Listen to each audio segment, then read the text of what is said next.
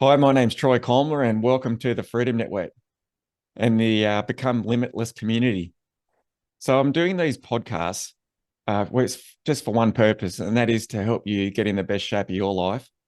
So, I'm on a massive mission to create 1 million people in 2023 to enlighten 1 million people because the world is in a place that's, uh, we're on the brink. And so, what the future that's coming hasn't happened yet, and we are in total control of it at the moment. And so all we need to do is everybody raise together as a community and raise the vibration of the humanity. And that's so the people that I have on are all to do that.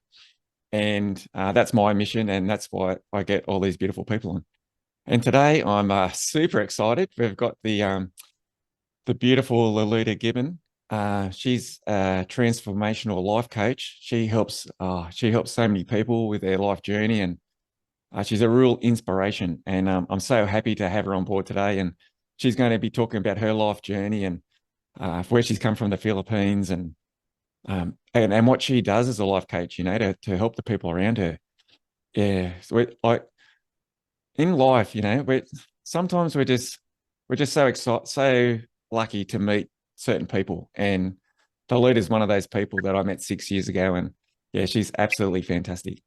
And so, how are you today, Lolita? Hello, Troy. I think I'm blushing from that introduction. Yeah, yes.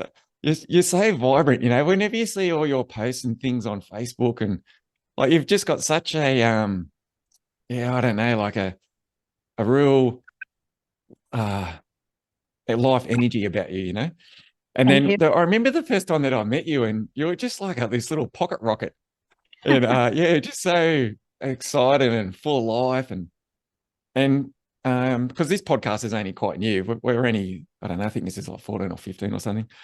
And yeah, so I'm trying to get people on that are on our same journey, of raising the vibration of humanity. And you are exceptional at that. And you're an inspiration to all the people around you. And I was just wondering, do you think that we could go through your life story from the Philippines and sort of how you started off? Oh, definitely. By the way, I just want to start by thanking you. And I don't think appearing in your podcast is an accident because I do know and I do feel that people with the same goal like you and I are being brought together for a reason. So thank you for having me, Troy. Oh yeah, And that's unreal. yeah, and to Yeah. start with, I'd like to say that I came to Australia in 1978. I met my husband, an Australian, when he was on his way to Japan.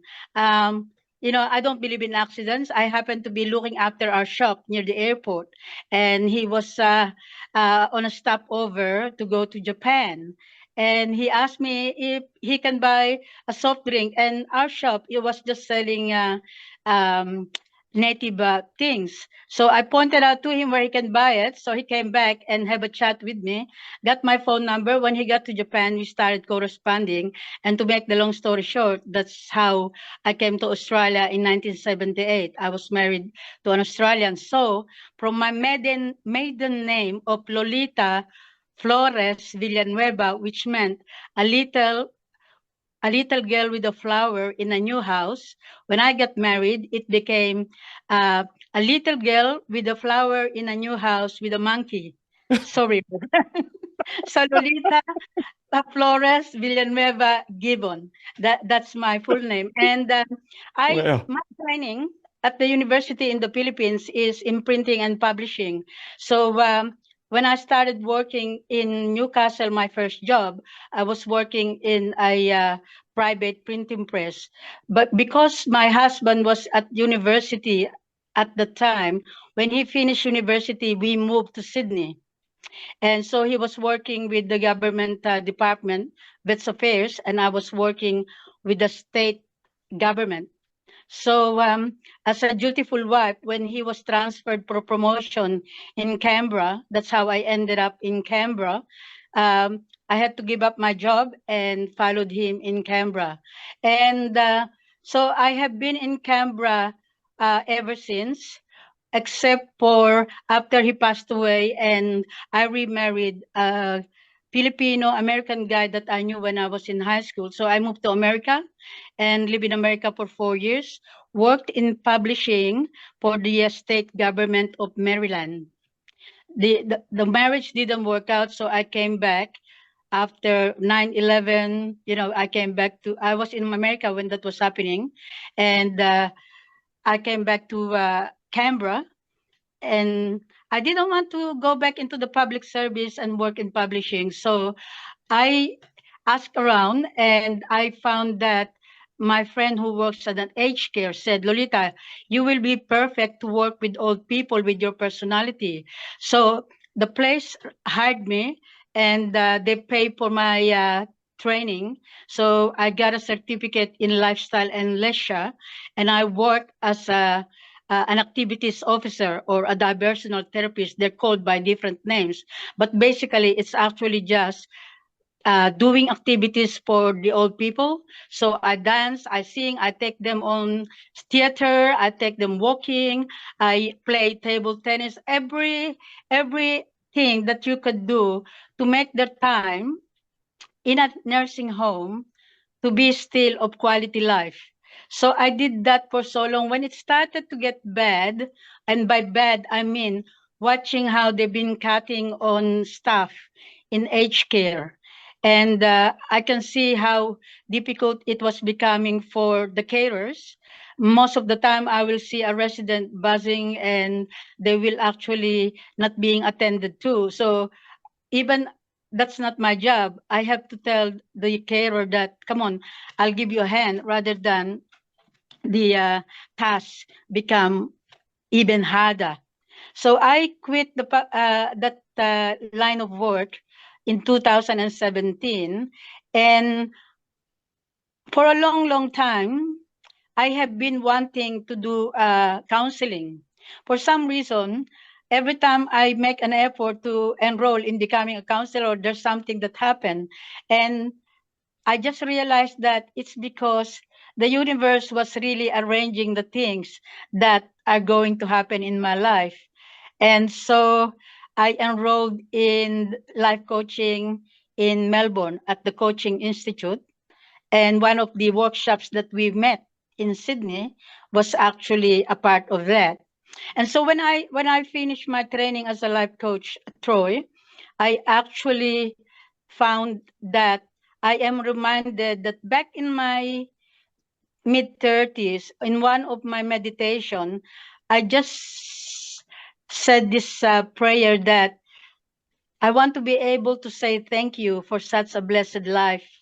Please send me where I'm needed. And please start me within my blood family circle. And when that is finished, to take me out of that blood family circle and use me outside of that, which is where I am in now. That work with the blood family circle actually uh, ended when we buried my mother back in 2016. I started to, because my family, I did a lot of supporting my family members. A lot of them are living in Australia. I was the first one to migrate. And um, so I now am doing it for online for free around the world. And amazingly enough, especially during the times of COVID, it was just amazing, as you know, how many people are really very confused, suicidal even. They don't really know where to turn. And I think I came out at the right time. I started at the right time. It's almost as if the universe was telling me, enough educating yourself. You know enough. You've got enough tools in your hand that you actually need to go out there and do work. So I get a lot of clients from overseas and locally in Canberra. So for the locals, if they want to come to my home and do a face-to-face, then I do that. But most of them basically are through Messenger or WhatsApp. A lot of them want me to type the session for the simple reason that when we finish the session, Troy, they want to read back on what we talked about. And the ones who actually don't want to type and wanted to record the session, they will ask me if they can record the video call. So those are how I actually interact with my clients. And unlike other life coaches that limit it to 1 hour, as long as I sense that my client has still got a lot to purge out, or they still have the energy to actually keep going, then I don't let it go. I have clients who have been working with psychologists, and they were saying that they've been doing that for years and paying a lot of money. And one session with me, I'm able to shift them, because I think what's happening, Troy, is the psychologists and the professional counselors, their hands are tied. There are too many regulations and things that they cannot talk about. Whereas with life coaching, you can actually talk about spirituality. You can actually, because I find that a lot of my clients, I use a tool called the square of life. And the square of life, if you can imagine that the top part of the square is about the physical material, and going clockwise on the right hand side of the square is the mental, and at the bottom is the emotional, and on the left hand side is the spiritual. And I use the tool to make them understand that we as human beings is like a car with four wheels. So if one wheel is deflated, you can't go too far, can you? Yeah. And I love how you use the cars. I use the cars too. you do Yeah, all the time. Yeah, all the time. Yeah. yeah. And so I asked them, how do you normally go about life? And of course, everyone will say, oh, I start on the physical material, uh, and then I go clockwise. But I cannot get to where I want to be. There's still an emptiness. And I can relate to that and effectively use the square of life, because I personally have gone through that process.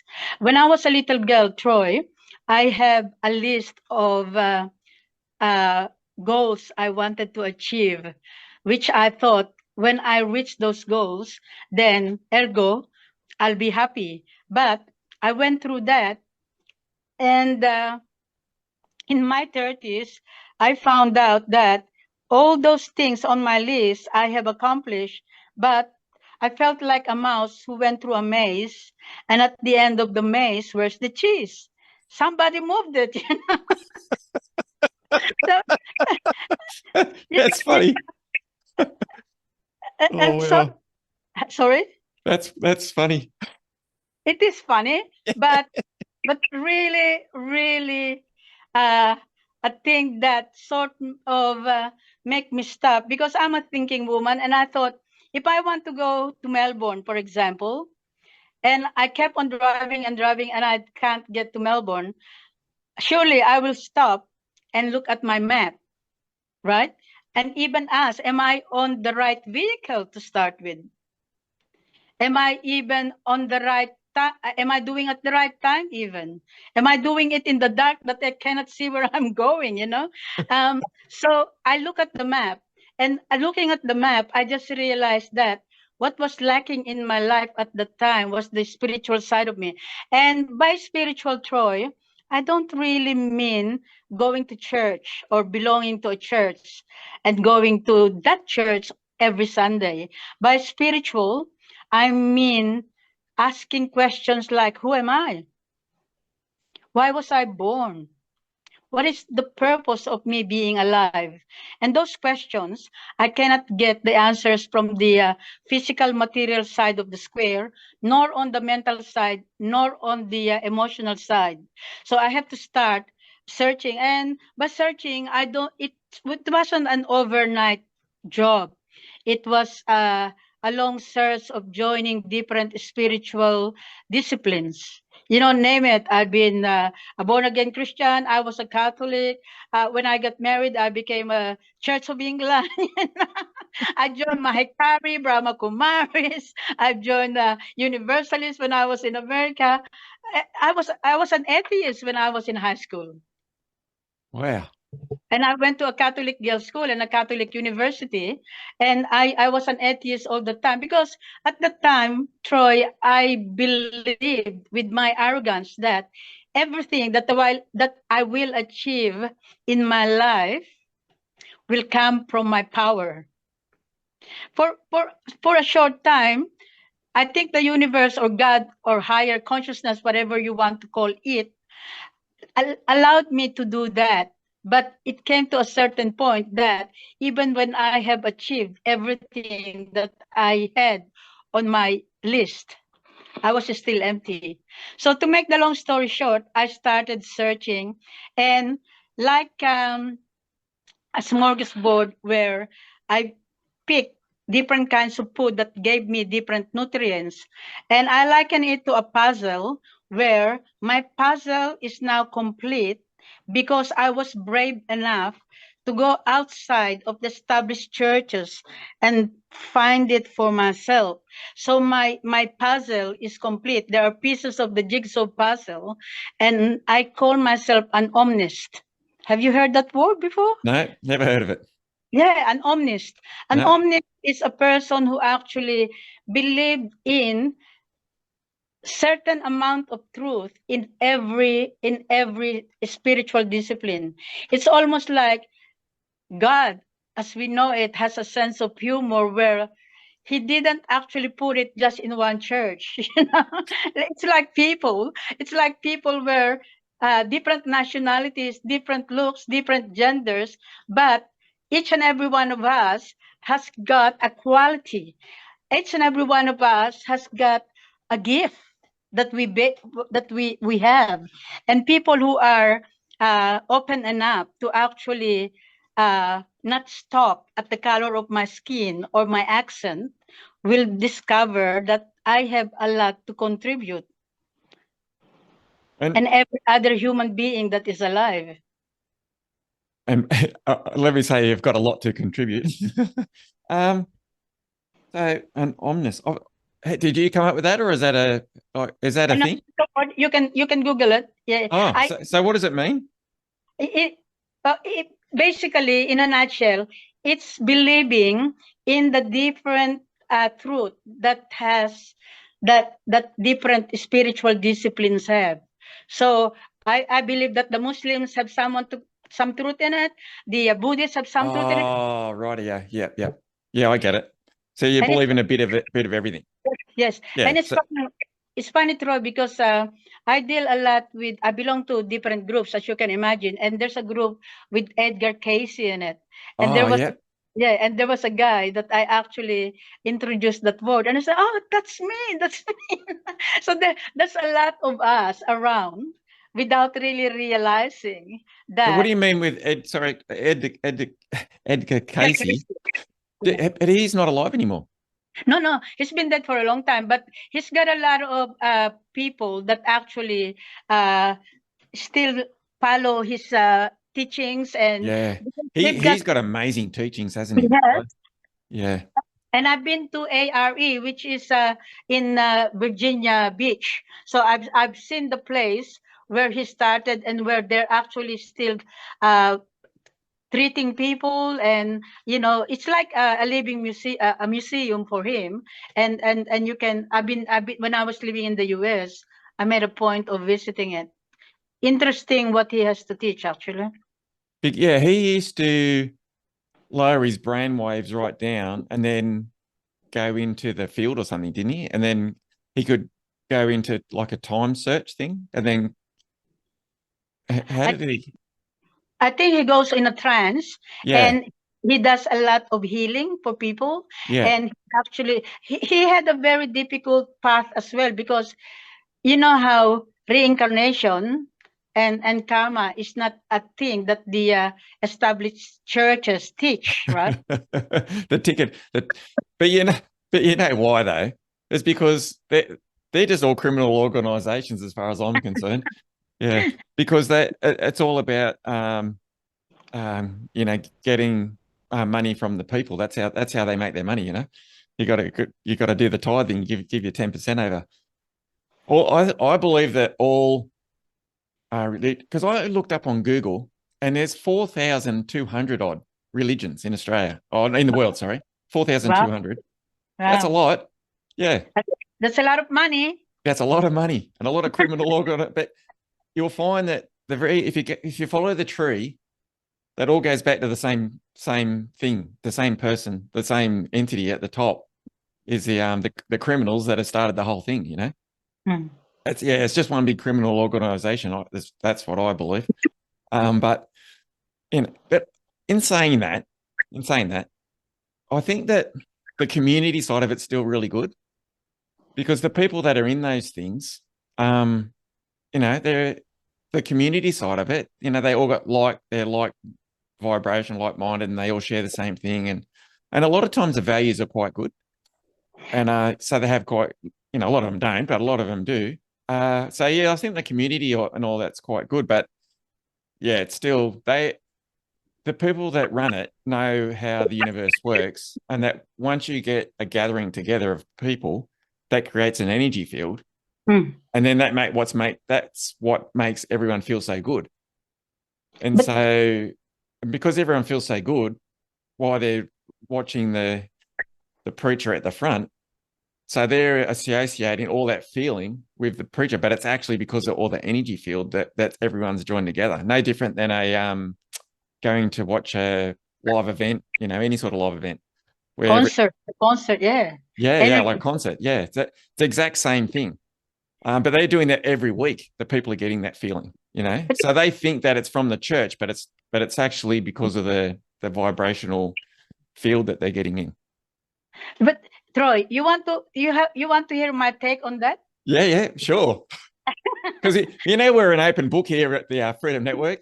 We I, just say it how it is, Lo. We don't have any doors shut here. I have a lot to say on everything, as you know me. Yeah, But I see all those people and all the things that they're doing is part and parcel of life or nature itself, because everything has a polarity. So even Judas has a role to play, right? Even Judas has a role to play. If he didn't play the role that he had, Jesus probably would have not been able to be crucified and redeem mankind as the Christians believe it. And so to me, those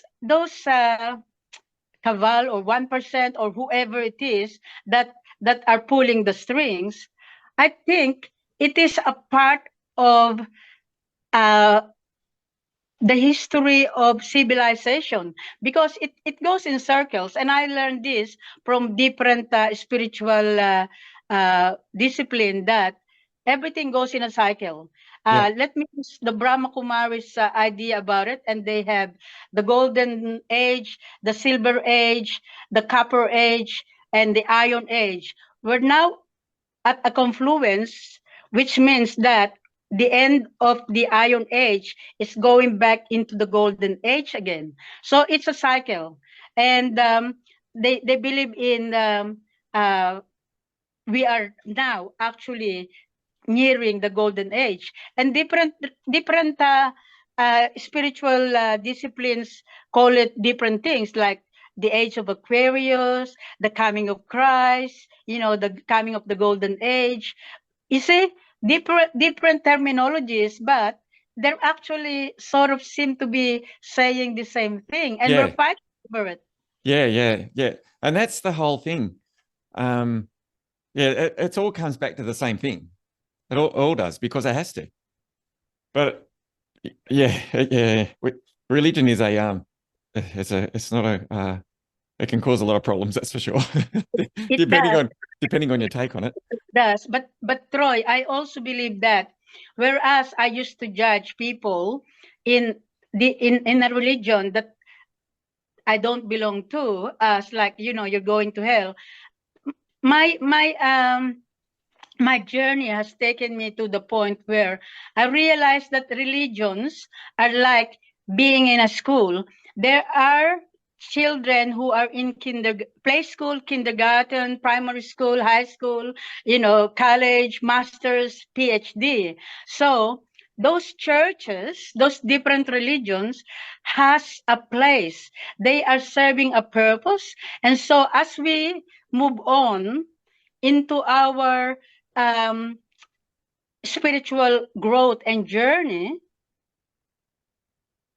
then those ones that doesn't supply us with our spiritual food anymore, we move on. And that's I speak from experience. I could have had a lot of fear leaving the Catholic Church. I could have had a lot of fear leaving the born again church, or I will go to hell, right? But there is what I call my internal GPS, which stands for the God positioning system. Oh, that's a good one. Inside of me, that actually I have to, all my life, I feel like I am always rowing the boat against the current. And it wasn't easy, but I just realized that I am where I am now because I followed that internal GPS. Some people call it Atma, some people call it Holy Spirit, some call it Kichi, whatever you want to call it. To me, they're all the same thing, What funny. Oh, wow. So many things. Now, there's a couple of things that I'm a bit unsure of is the blood circle. Can we backtrack a little bit and what do you mean by that? Plot circle. Yeah. What's that mean? Uh, can you? I can't remember. Oh, you said that you were I think when you're 30 and then you were doing something and it was in your blood circle. Okay. The blood circle is helping. Charity begins at home, right? So I cannot do what I'm doing now if I neglected my blood family, my blood family. Oh, yeah, yeah. So you mean your relatives, your blood, yeah. Yes. Yeah, and Yes. that's what you said about your mum when she Yes. passed. When Right. once she passed away and we buried her, that's a signal to me that okay, you've done your job for your family, and my Yeah. family agrees. Yeah. And so now I can actually do it to other people without without any guilt that I am neglecting my family, or without any guilt that I actually sort of helping other people, Yeah. but I'm not helping them. Yeah, yeah, because I was a bit confused. I'm thinking, what's this blood circle thing? But now, yeah, I understand it now. You like a blood relation. Yeah, it's just my fan. I'm a fancy girl. Yeah, yeah. I have a fancy way of calling things. Now, you know that so I believe that we just live in a program, right? And everything's programmable. And then all Yes. our programs happen between 0 and 7. So I'm just Yes. wondering, would you be able to tell us, like, you growing up in Philippines between 0 and 7, was there something that that led you on this road of self-discovery? Like, was your mum into this type of thing, or your father or something? Like, I'm just wondering if you had programs, what sort of programs you had back at that early age. Actually, my parents are beautiful people, and the charitable heart in my siblings and myself, we got that from our parents. We grew up with an old man who was about to die. My mother will take him in and feed him, and just when he was about to die, the family will come and take them home. So we didn't have to bury the people that my mother sheltered in our home. We were little kids, my siblings and I, the one who is older than me and the one who is younger than me. I'm I'm the eighth child in a 8. family of 9. Yeah. Yes. Wow. Yes. God. I grew up with 7 boys and a sister. No way. Yeah, yeah. So anyway, to make the long story short, I was like an oddball in my family because I am so different from all of them. I sort of like not a problem child. It's just I just knew what I wanted. I always knew what I want, and so my parents sort of knew that I am a child that once I made up my mind, they cannot change. They couldn't change it. They could, and in hindsight, I really believe that I'm an old soul, Yeah. Troy. And And so when you were you younger than 7 when this when your mum had the person come to stay at your house? When did she used to look after many people, or was it just that one person? oh no no, she's always feeding people. Even when I migrated to Australia and I went back to visit them, there will always be someone knocking at the door early in the morning because she has this man that comes into the house and she gives him breakfast every day. Yeah. And before he leaves, she hands him a little bit of cash as well. Oh wow. Yeah, things like that. Things like that. Yeah. So you've Yeah. really taken after your mum. I think my mom and dad were both very, very kind people. They were Yeah. both. So when you talk about your mum now, I'm just thinking, like, looking at you, you're nearly exactly the same. Yeah. If you look what you're doing now, like she was giving charity then. So, yeah, this is what I'm saying. Between everything gets installed at between 0 and 7. And now you look at your life now, you are doing exactly what your mum did. You've been like doing the charity work for helping all these other people, you know? Mm. Yeah, Uh, it's uh, like it's funny how the programs how they get installed, you know? yeah. Well, you know what they say: the fruit doesn't fall too far from the tree. Yeah, well that's right. That's why they say that, isn't it? Yeah. Yeah. That's yeah, that's amazing. And then so can we I have a couple of little questions about the Philippines, you know, because I don't know. I've never been there and I don't know anything about it. So Wait, yeah, what is it like there, the Philippines? Is it are you talking about when I was growing up there or now? both, yeah. How it's changed over time, or yeah, and what it was like then? The Filipinos are amazing people, and I talked about Filipinos as if I am not one, because Yeah. I migrated when I was 22, and I will be 68 next month, Oh, right? really? No Yeah. way. Geez, you're in good condition for your age, let me tell you. You look Oh, amazing. thank you, Roy. Yeah. I think as within, so without, isn't Yeah, it, Roy? that's right. Yeah. As within, so without. So anyway, I was when I was growing up, I actually have, in hindsight now, when I look at my life, it's actually a blessing in disguise because with everything that's happening now, I don't have the fear. What if, they stop uh, doing this, or they stop access to the cash and all this stuff? I have the peace because I have experienced living in my hometown where there were no cars. There was no electricity even, Oh, There's no really? there's no tap water. Wow. In the town, in the we had two homes. One is in the town and one is in the farm. So the house in the farm didn't have electricity, didn't have tap water. We have those artesian well. Is that what you Yep. call, you pump? Yep. And but our house in town, they have the all that. But even then, there was only one family that I can remember who drove a car in the whole town, and that was the family who adopted my father.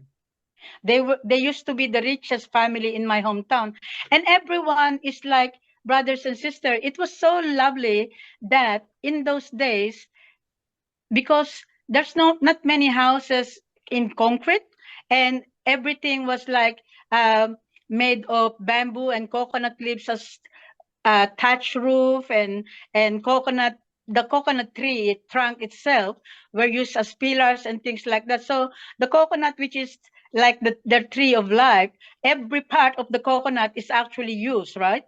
Yeah, wow.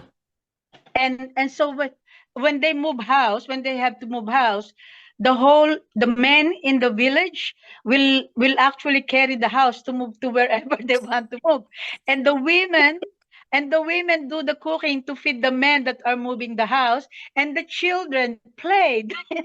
So it was such a lovely, lovely, lovely way to grow up when it's like one big family. I can't remember really having locks in our homes, and there was no.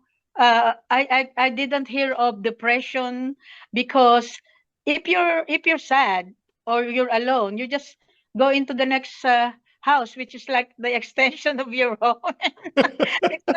It's not happening now, which is really sad, because a lot of Filipinos, especially, are living overseas. They call them uh, overseas foreign workers, OFWs.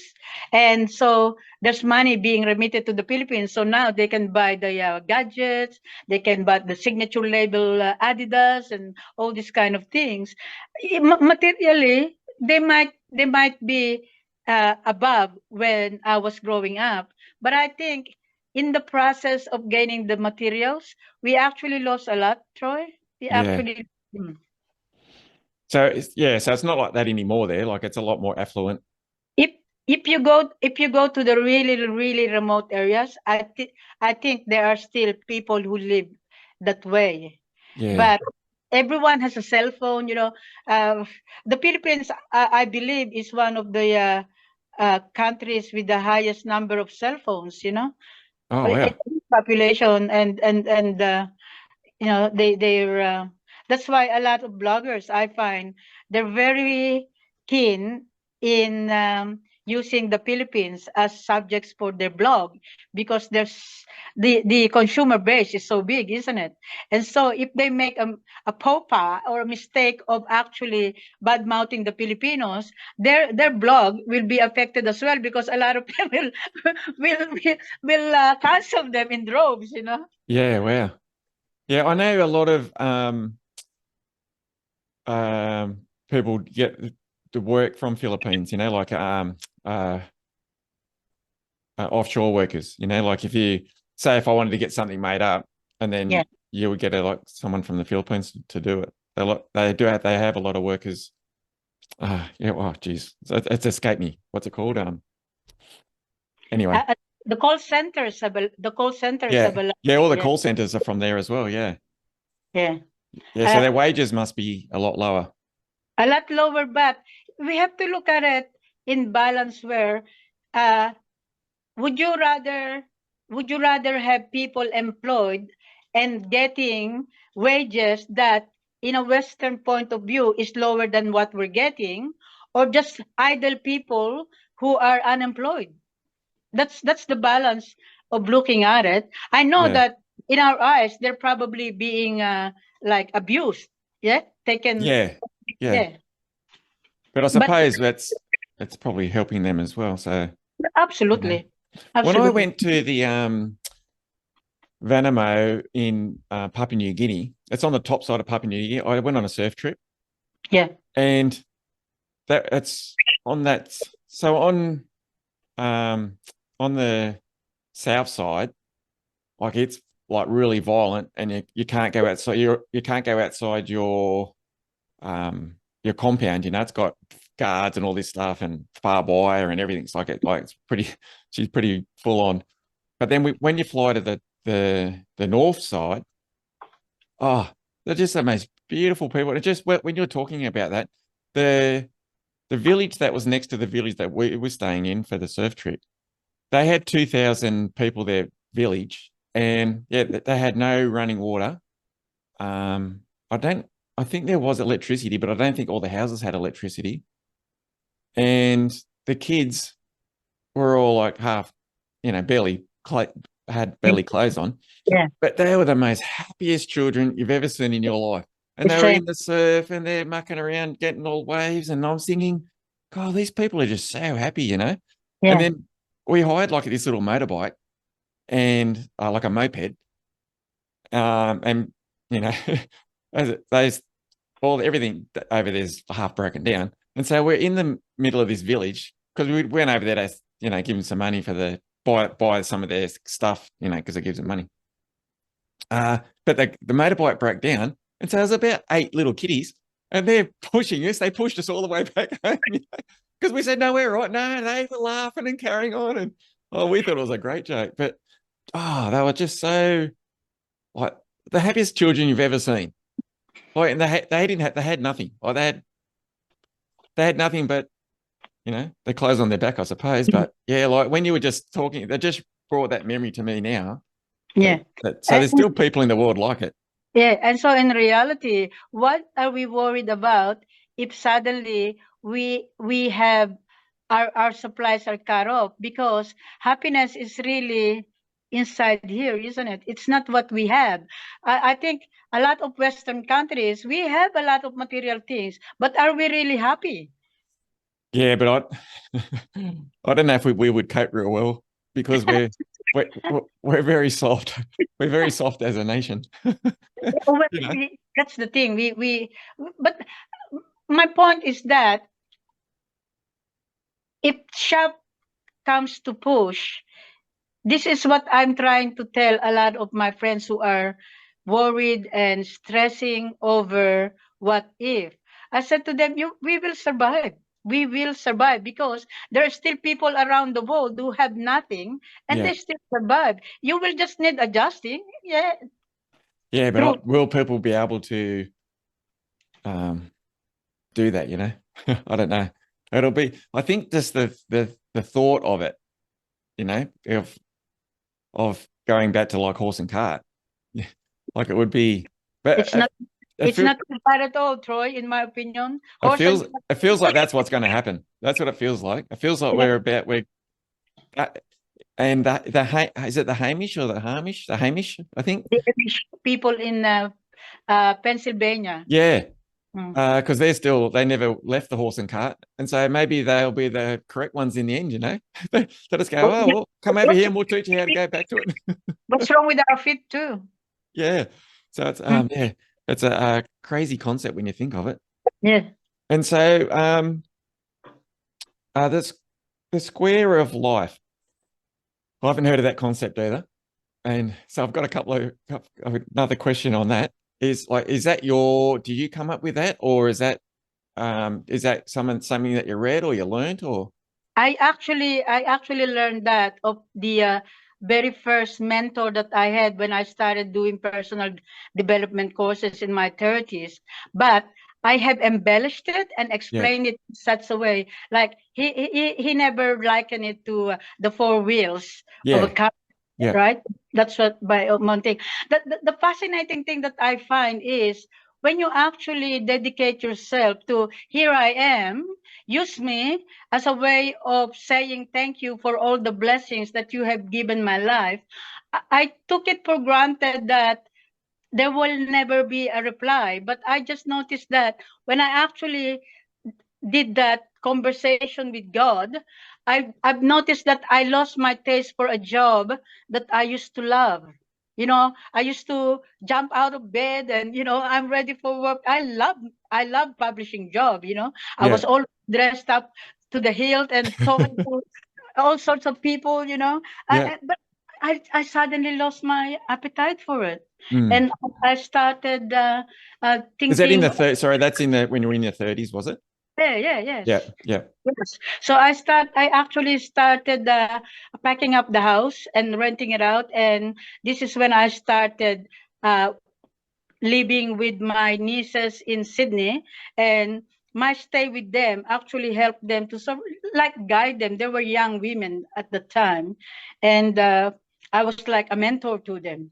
And I went to the Philippines, helped with the family business there, but not just working in a business, but our family business were restaurants when we had about 50 people in the restaurant. It's a big place, right? We had big functions and weddings and whatnot. And doing that work actually helped me to sort of help other people as well, because I've been trained in Australia.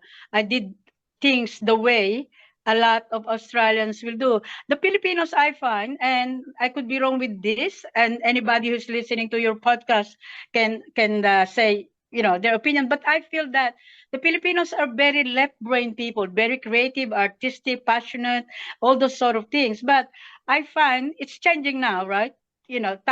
time has lapsed since I was living in the country. But I find that um, they need to develop more the left side of their brain and balance it with logic and linear thinking a little bit, not a lot of karaoke and dancing, and the TV programs. I used to get frustrated every time I went back because everything, it's not bad, because when you're living in poverty, some of them, because I don't want to sound as if all the Filipinos are really living in dire poverty, because far from it. If you actually go, especially in Greater Manila area, they have lots of modern conveniences, just like you're living in America or whatever, because there are families who live in Australia or in America or in UK or France.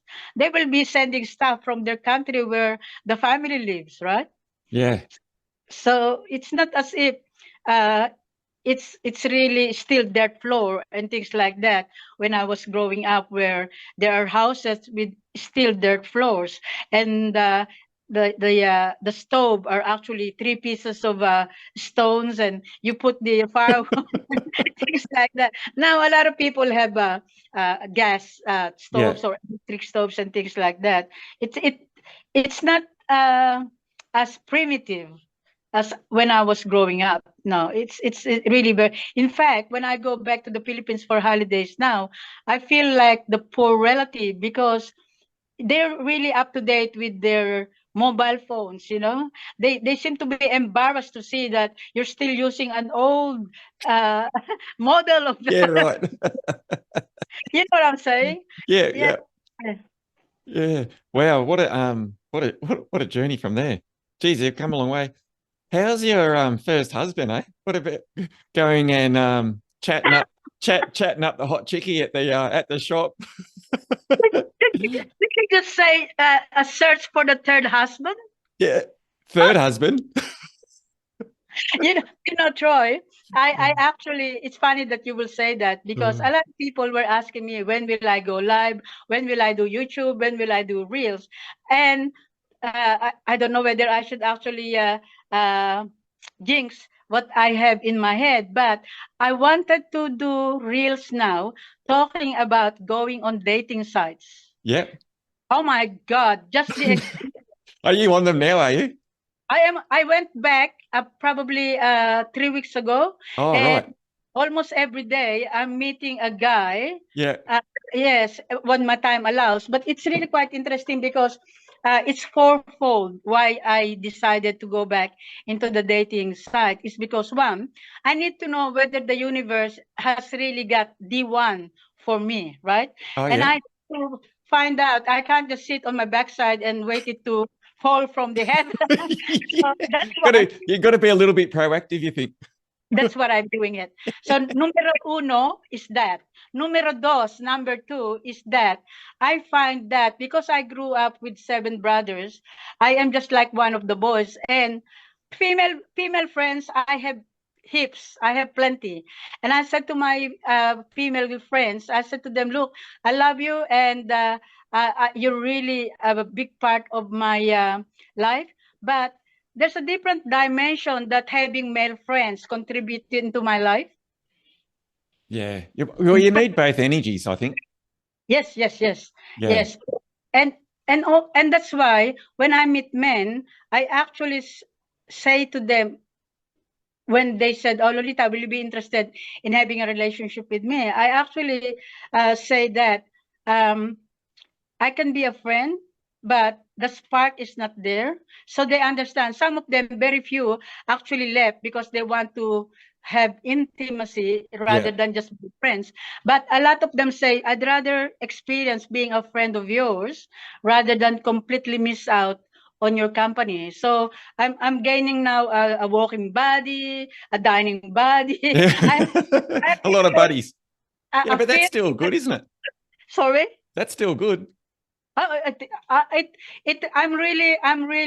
really feel that um it's completing. It's because I am not looking for a guy Unlike when I was in my 20s or 30s or 40s, looking for a man to complete me. I'm Yeah. looking for a man to complement me. Yeah. Yeah. A I, companion. yeah, I'm not really looking for a man that that will sort of be too much of a hard work to do neither. I've done that. I've done that a lot, you know. Now I need a person who is ready to meet me at the balance point, you know. Yeah. Well, I think that you're a beautiful woman, so I don't think it'll be too hard. I don't- You know, it's not for the lack of offers, Troy, but I think it's knowing that anyone that I let in into my life is not going to derail the work that I'm doing now. Yeah. You know what I mean? They have to understand where I'm coming from. They have to understand that I have a purpose in life that I want to keep doing. So Yeah. if they're going to be the reason for me to abort that, then it's just not on. Yeah. Yeah. We'll let them ones go. Yeah. Can Yeah. we so geez, we've nearly been going an hour already. Wow. Oh, I know. I told you time goes fast. Yes. Can we just talk a little bit about say it's sort of like your mission and like how you're helping people with all the things you help people with. Yeah, I used to use my own money to help people. Like the eruption of a volcano, I will get the messenger is ever so handy for people to reach you now. And I used to use my own personal money for that. But I find that even with coaching, some of the problems. Some of the problems can be easily solved by just helping them financially. So I used to send money to those people overseas from really difficult countries. I used to help uh, this Pakistani Christian group where they were looking after orphans, and there was this group in, I think was it in Ghana, where they're helping children refugees. Yeah, So I'm righto. sending my personal, and then because I hate paperwork and it took a lot of my time from coaching because I have to suss out whether they're legit. So there were Yeah, times when, you know, at the middle of the night, I still have to be awake because I have to actually see the work that they do. And yeah, one time I forgot and I fell asleep. And when I woke up, the poor children are still with the person in charge waiting for me to come on. Things like that. Uh, and then when I sent the money over, uh, they actually will show me the things that they bought. They show me the receipt and things like that. It's just I hate paperwork. I hate admin work, right? yeah. Me I too. Me too. I want to use my God-given talents in the place where it will be utilized. And Yeah, that me actually using words. It's me. That's why I've noticed this guy just came out of the blue and say, I really think that you should start monetizing your Facebook post now. And so he was guiding me, and I still didn't monetize it, but I did something to the setting where a lot more people can see me. And when I checked it, it was like how many thousands of followers already? Was it 53,000? And my God, it just blew, yeah. So Wow. I don't, and I say that with the understanding that because I believe that the work that I do is guided, Yeah, yeah, and I'm not doing this out of my own energy alone. I'm just an empty vessel dedicating myself to be used, whether it's my hands, whether it's my mouth, whether it's every morning after I've done my meditation at 4 o'clock in the morning, and I actually do my intercessory prayers for people that I know are needing prayers. Then I turn on my Facebook and start posting. So daily, you probably noticed that I'm posting a lot of things, and a lot of people message me on Messenger and say, Lolita, thank you so much, because the first thing that I do when I wake up is actually read the post that you post, and it always comes at the right time when I need it. Yeah. And yeah, so a lot of feedbacks that I get from people, and I actually have uh worked it to an art where a lot of life coaches, they don't really want anyone else to know their private life. Yeah. But contrary to that, my experience is that because I expose my personal life in there and everything is for people to see, they get inspiration that if you do this, you can do this. You know, Yeah. if you yeah, and also because I'm an open book, they actually can relate. Yeah. So my life is I'm pretty sure a lot of my members of my family and my friends probably think, oh my God, did she really say that? Oh heavens, Yes. How funny. Yeah. Yeah, I think you're doing great things, Lolita, and I know 100% that you're helping and have helped a lot of people. And that, if anyone's like really struggling, and so how would they get in contact with you if they were to want to contact you? if I don't know if you can post the my email address and my Oh, Facebook I probably account. wouldn't do the email because you'll get spammed. Okay, okay. But if they want to contact you through Facebook, Best way to contact me is through my messenger, and my account name on Facebook is Lolita Villanueva Gibbon. okay, yep, I, I'll put that in the show notes. yeah, Yeah, yes. I will send it to you on Messenger, so yeah, you great. right spelling and all that. Yeah, Yes, but that's the best way to actually contact me because I am on my account every day. yeah. I check And every if there's any single elderly elder, not I don't like saying elderly men, but mature men, any mature men who want to go and hang out with Lolita, so they can. Wait, you're in Canberra now. I am in Canberra. Yeah, if Yes. that, anyone from Canberra that was to hang out with Lolita. Right, right. I actually on the dating site, you get people from all over the place because Yeah, yeah, some of them become my client, because at this age, when you go out dating at this age, you actually get a lot of damaged goods, as one guy in there. you're fixing all Post. the train wrecks. Yes, yes, a lot of divorces already, a Yeah, lot lonely men, a lot. yeah. But Loneliness is a thing, isn't it? I think that's the main thing. Like, it's just been lonely, and especially if you've been married a long time, and then yeah, either for a man or a woman, they lose their partner. I think it's the loneliness. Loneliness is the problem. yes.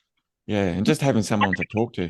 Yeah, but I think even when you're in a marriage, you can have you can feel like a married single. I call it Oh a yeah, married yeah. single having Not me, Lolita. Not me. My a my sunflower, Kerry. good on She you. calls Good on herself sunflower on Zoom. It's you. funny, To the but models, to the models. yeah, she I wouldn't. There's no chance that there's no yeah. dull moments in my life. Let me tell you. Yes, good on you. Good on you. Good on you. You can have a solo pity party, Yeah, You can still have a solo. And I think it's worse if you're married and you're feeling like a married single. Whereas if you're single, you're free to look, right? yeah, You're free to look. Yeah. But when you're in a dead marriage, that's even worse. yeah. That's what. Yeah, and I don't envy that at all. Yeah, no, I'm actually very lucky that I've got a firecracker of a wife. So she's yeah, she keeps me on my toes. Let me tell you. Um, Lovely. So, Lolita, I would just like to say again, thank you very much for coming on to the podcast and sharing your story. We could talk for hours because you've got so No, many things, like this, but you did share a fair bit of things. And if anyone wants to contact you, I'll put the thing in the I'm mumbling my words again.